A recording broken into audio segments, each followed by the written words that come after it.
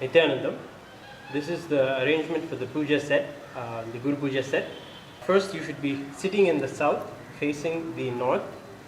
The Atmalinga should be facing the eastward direction. We have the Atmalinga along with the Yoni Pitam. In these bowls, you will be offering the Padya, Arghya, and Achamaniyam, and Naivedyam for the Shivalinga. Here we have the dhoop stand with the dhoop stick. The bell, always remember the bell should never be kept on the ground.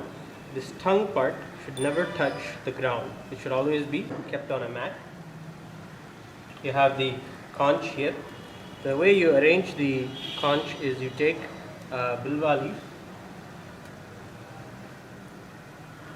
some dhruva grass, akshata, turmeric mixed rice, and then some water. That is the arrangement for the Arghya. This is the Deepakal. This is the lamp that is for Swamiji. The Vastram cloth for Swamiji. Naivedyam for Swamiji. And the Padukas and Swamiji's Atmamurti should always also be kept in a plate. The Madhuparka for Swamiji. Then we have sandalwood paste, Kumkum, the Arati lamp, Karpura Arati. Keep 2 tablets, 1 for each puja.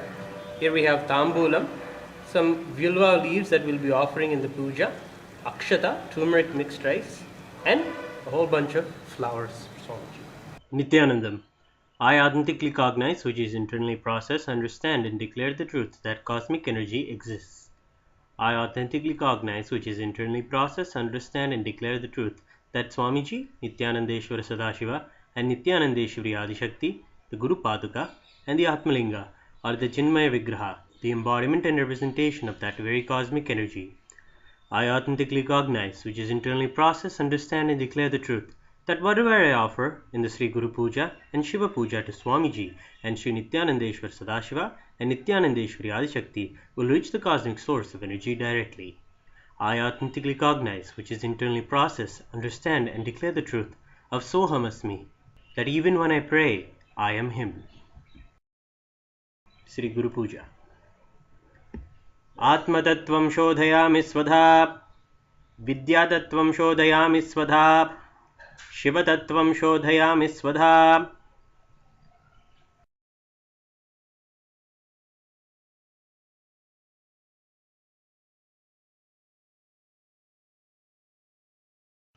नित्यानन्दं परमसुखदं केवलं ज्ञानमूर्तिं द्वन्द्वातीतं गगनसदृशं तत्त्वमस्यादिलक्ष्यम् एकं नित्यं विमलमचलं सर्वदी साक्षिभूतं भावातीतं त्रिगुणरहितं सद्गुरुं तं नमामि. नित्यानन्देश्वरसमारम्भां नित्यानन्देश्वरीमध्यमां नित्यानन्दपर्यन्तां वन्दे गुरुपरम्परां. ललाटे त्रिपुण्ड्रीनितिलकृतकस्तूरीतिलकः स्फुरन्मालाधारस्फुरितकटिकौपीनवसनः तदानो दुष्टारं चिरशिफनिराजं शशिकलां प्रदीपः सर्वेषाम् अरुणगिरियोगी विजयते. शान्तत्वात् सर्वकर्तृत्वाभावो परतिकारणात् शिव उक्तो महातन्त्रमन्त्रविद्भिः सदा शिवः तस्मै शिवाय गुरवे वीतरागकलाय वे अमेयत्वात् अनन्तोऽयम् अचित्वाच्च प्रकीर्तितः. शुक्लाम्बरधरं विष्णुं शशिवर्णं चतुर्भुजं प्रसन्नवदनं ध्यायेत् सर्वविघ्नोपशान्तयेत्. प्राणानायं या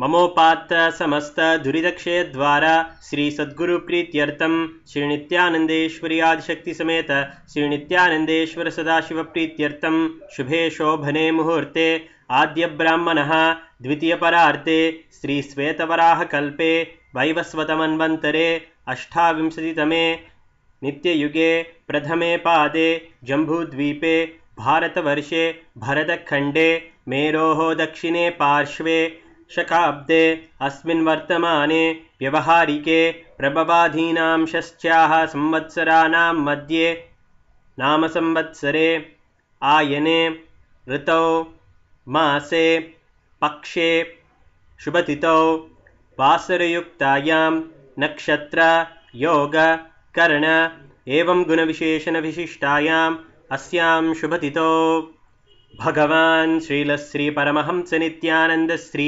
ज्ञानसंबंधदेशिक परमाचार्य स्वामी भगवत्पादाचार्य प्रीत्यर्थं जीवन्मुक्तिप्राप्त्यर्थं श्री सर्वदेवदेवी स्वरूप सद्गुरु नित्यानंद देव पूजां श्री नित्यानंदेश्वरी आदिशक्ति समेत श्री नित्यानंदेश्वर सदाशिव पूजां च करिष्ये। ओम उपस्पृश्य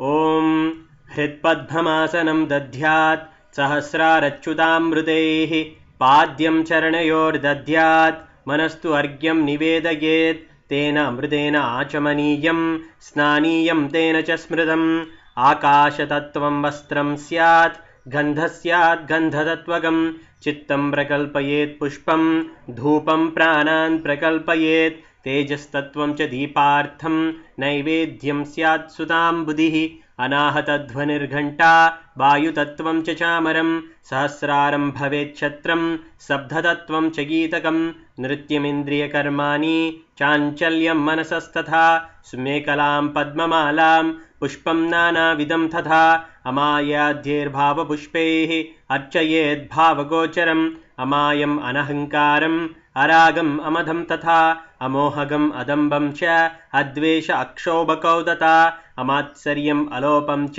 दशपुष्पं विदुर्बुधाः अहिंसा परमं पुष्पं पुष्पमिन्द्रियनिग्रहः दयापुष्पं क्षमापुष्पं ज्ञानपुष्पं च पञ्चमम् इति पञ्चदशैर्भावपुष्पैः सम्पूजयेत् सद्गुरुम्।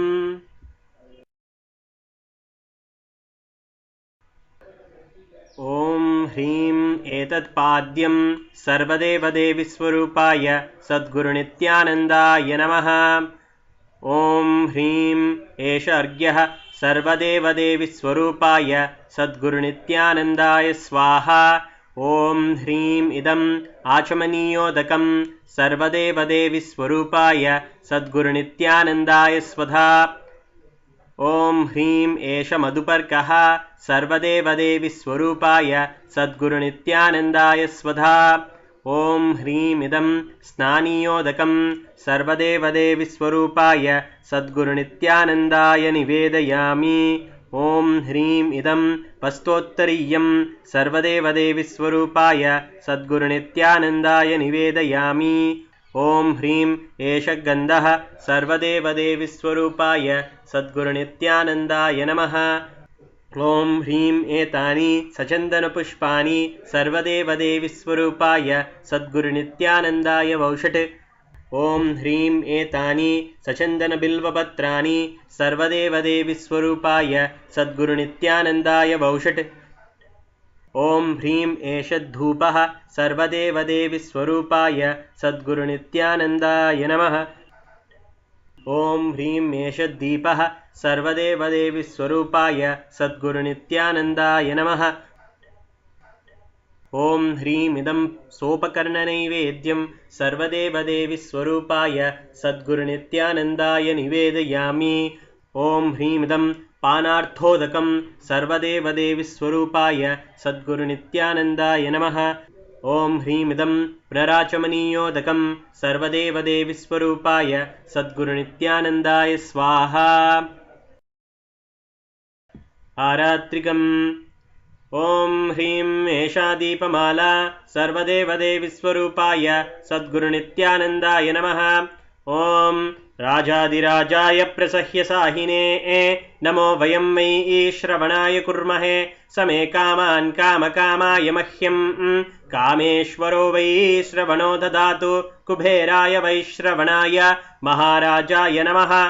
कर्पूरगौरं करुणावतारं संसारसारं भुजगेन्द्रहारं सदा वसन्तं हृदयारविन्दे भवं भवानी सहितं नमामि। भवं भवानी सहितं नमामि। भवं भवानी सहितं नमामि।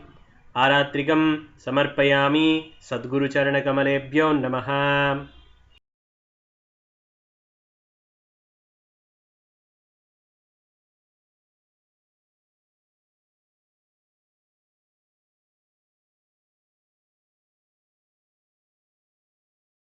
पुष्पाञ्जलिः।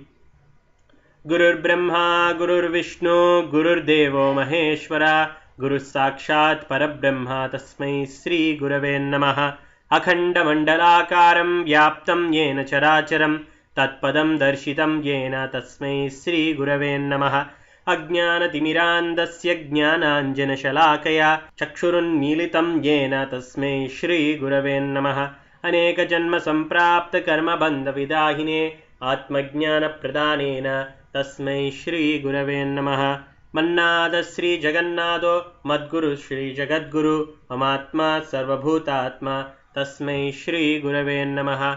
ईश्वरो गुरुराप्नेति मूर्तिवेदविभागिने व्योमवद्व्याप्तदेहाय दक्षिणामूर्तये नमः। नित्यानन्दं परमसुखदं केवलं ज्ञानमूर्तिं द्वन्द्वातीतं गगनसदृशं तत्त्वमस्यादिलक्ष्यम् एकं नित्यं विमलमचलं सर्वदी साक्षिभूतं भावातीतं त्रिगुणरहितं सद्गुरुं तं नमामि। पुष्पाञ्जलिं समर्पयामि। सद्गुरुचरणकमलेभ्यो नमः। ॐ नित्यानन्दम्। श्रीशिवपूजा। आत्मतत्त्वं शोधयामि स्वधा विद्यातत्त्वं शोधयामि स्वधा शिवतत्त्वं शोधयामि स्वधा।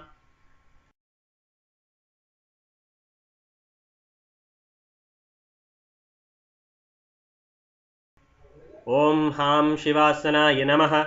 इन्दुनिभपञ्चमुखहस्तदशयुक्तं शूलमृगटङ्कमसि वज्रमभयं स्यात् पाशवरदाङ्कुशमनिज्ज्वलनवामे श्वेतकमलासन सदाशिवस्वरूपम्। ॐ हां शिवमूर्तये नमः।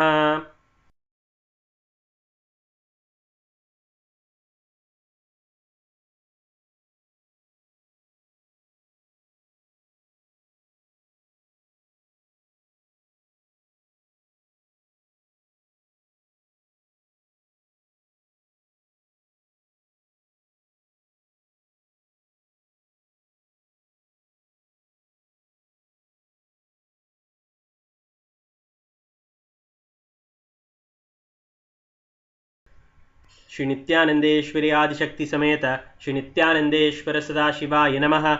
ओं हां शिवाय नमः इति आवाहन मुद्रां स्थापन सन्निधान निष्ठुर मुद्रां ओं हस्त्राय हुं फट् इति कालखण्डि मुद्रां ओं हां शिवाय नमः इति लिंगमुद्रां इति नमस्कार मुद्रां ओं हां कवचाय हुं अवकुंठन मुद्रां च प्रदर्श्य श्री नित्यानंदेश्वरी आदिशक्ति समेत श्री नित्यानंदेश्वर सदाशिवाय ध्यायामि आवाहयामि। ओं हां हौं शिवाय नमः। श्री नित्यानंदेश्वरी आदिशक्ति समेत श्री नित्यानंदेश्वर सदाशिवाय नमः। आसनं समर्पयामि। ओं हां शिवाय नमः। ओं हां शिवाय स्वाहा। ओं हां शिवाय स्वधा इति श्री नित्यानंदेश्वरी आदिशक्ति समेत श्री नित्यानंदेश्वर सदाशिवाय नमः। पाद्यार्घ्य आचमनीयं दत्त्वा ओं हां हौं शिवाय नमः। श्री नित्यानंदेश्वरी आदिशक्ति समेत श्री नित्यानंदेश्वर सदाशिवाय नमः। स्नानं समर्पयामि। स्नानानन्तरमाचमनीयं समर्पयामि। ओं हां शिवाय स्वधा। ओं हां हौं शिवाय नमः। श्री नित्यानंदेश्वरी आदिशक्ति समेत श्री नित्यानंदेश्वर सदाशिवाय नमः। वस्त्रयज्ञोपवीत उत्तरीयाभरणार्थम् अक्षतान् समर्पयामि। ओम हां हौं शिवाय नमः। श्री नित्यानंदेश्वरी आदिशक्ति समेत श्री नित्यानंदेश्वर सदाशिवाय नमः। गंधान् धारयामि। गंधस्योपरि हरिद्रा कुंकुमचूर्णं समर्पयामि।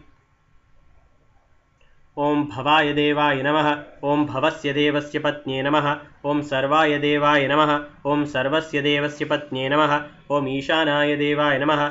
ओम ईशानस्य देवस्य पत्न्ये नमः। ओम पशुपतये देवाय नमः। ओम पशुपतये देवस्य पत्न्ये नमः। ओम उग्राय देवाय नमः। ओम उग्रस्य देवस्य पत्न्ये नमः। ओम रुद्राय देवाय नमः। ओम रुद्रस्य देवस्य पत्न्ये नमः। ओम भीमाय देवाय नमः। ओम भीमस्य देवस्य पत्न्ये नमः। ओम महते देवाय नमः। ओम महतो देवस्य पत्न्ये नमः। ओम हां हौं शिवाय नमः। श्री नित्यानंदेश्वरी आदिशक्ति समेत श्री नित्यानंदेश्वर सदाशिवाय नमः। अष्टपुष्पपूजां समर्पयामि। ओम हां हौं शिवाय नमः। श्री नित्यानंदेश्वरी आदिशक्ति समेत श्री नित्यानंदेश्वर सदाशिवाय बिल्वपत्रं समर्पयामि। ओम हहस्त्राय नमः। ओम हहस्त्राय फटे। ओम हां हृदयाय नमः। ओम हां हौं शिवाय नमः। श्री नित्यानंदेश्वरी आदिशक्ति समेत श्री नित्यानंदेश्वर सदाशिवाय नमः। धूपमाघ्रापयामि। ओम हां शिवाय स्वधा। ओम हहस्त्राय फटे। ओम हां हृदयाय नमः। ओम हां हौं शिवाय नमः। श्री नित्यानंदेश्वरी आदिशक्ति समेत श्री नित्यानंदेश्वर सदाशिवाय नमः। दीपं दर्शयामि। ओम हां शिवाय स्वधा। ओम हहस्त्राय फट। ओम हां हृदयाय नमः। ओम हां हौं शिवाय नमः। श्री नित्यानंदेश्वरी आदिशक्ति समेत श्री नित्यानंदेश्वर सदाशिवाय नमः। नैवेद्यं निवेदयामि। नैवेद्यानन्तरमाचमनीयं समर्पयामि। ओम हां शिवाय स्वधा। ओम हां हौं शिवाय नमः। श्री नित्यानंदेश्वरी आदिशक्ति समेत श्री नित्यानंदेश्वर सदाशिवाय नमः। ताम्बूलं समर्पयामि। ओम हस्त्राय फटे। ओम हां हृदयाय नमः। कर्पूरगौरं करुणावतारं संसारसारं भुजगेन्द्रहारं सदा वसन्तं हृदयारविन्दे भवं भवानी सहितं नमामि। भवं भवानी सहितं नमामि। भवं भवानी सहितं नमामि। ओम हां हौं शिवाय नमः। श्री नित्यानंदेश्वरी आदिशक्ति समेत श्री नित्यानंदेश्वर सदाशिवाय नमः। कर्पूरनीराजनं संदर्शयामि। ओम हां शिवाय स्वधा। ओम हां हौं शिवाय नमः। श्री नित्यानंदेश्वरी आदिशक्ति समेत श्री नित्यानंदेश्वर सदाशिवाय पुष्पांजलिं समर्पयामि। ओम हां हौं शिवाय नमः। श्री नित्यानंदेश्वरी आदिशक्ति समेत श्री नित्यानंदेश्वर सदाशिवाय नमः। सर्वोपचारपूजां समर्पयामि।